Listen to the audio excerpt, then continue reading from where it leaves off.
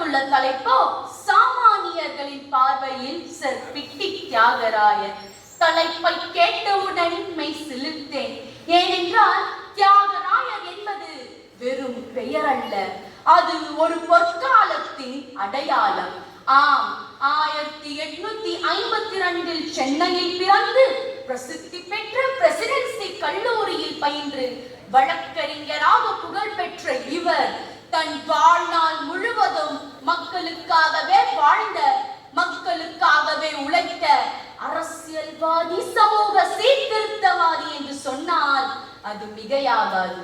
சாமானியர்களின் கோரிக்கைகளையும் பிரச்சனைகளையும் தானே நேரிலே சென்று கேட்டு அதை அரசியலாக்கிய முன்னோடியும் இவரே என்று சொன்னால் அதுவே நிதர்சனமான உண்மை.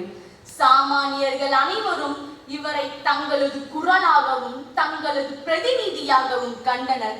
ஏனென்று தெரியுமா? திராவிட கட்சிகளின் விதையான நீதி கட்சியின் முதலாவது தலைவராக இருந்து 1921ஆம் ஆண்டு நடைபெற்ற சென்னை மாகாண சட்ட பேரவை தேர்தலில் மாபெரும் வெற்றியை பெற்று முதலமைச்சர் பதவி தன்னையே தேடி வந்த போதும் அதை நிராகரித்து, எனக்கு எந்த பதவியும் வேண்டாம், நான் தலைவனாக இருந்து கொண்டே என்னால் என்ற அனைத்து பணிகளையும் செய்வேன் என்று கூறி மக்களின் பிரச்சனைகளை முன்னிறுத்துவதில் ஆர்வம் காட்டிய அரசியல்வாதி இவர்.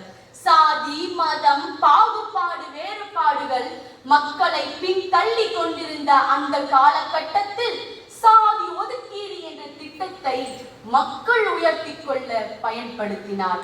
கல்வி, வேலை, அரசியல் போன்ற பல்வேறு துறைகளில் பின்தங்கி இருந்தவர்களுக்கு தன்னால் இயன்ற அனைத்து வாய்ப்புகளையும் உருவாக்கி தந்த வள்ளல் இவர். இவர் மக்களுக்காகிய அரசியல் என்ற கருத்தினை ஆழமாக நிறுத்தி, அரசியல் என்பது சிலருக்கானது அல்ல, அரசியல் என்பது எல்லோருக்குமானது. ஆம், அரசியல் என்பது சிலருக்கானது அல்ல, அரசியல் என்பது அனைவருக்குமானது என்ற கருத்தினை ஆழமாக விதைத்து சாமானியர்களும் அரசியலில் பங்கேற்க வேண்டும் என்று இவர் கொண்டிருந்த உண்மையான, உறுதியான, உன்னதமான எண்ணமே இன்று நம் ஜனநாயகத்தின் அடித்தளமாக மாறி இருக்கின்றது.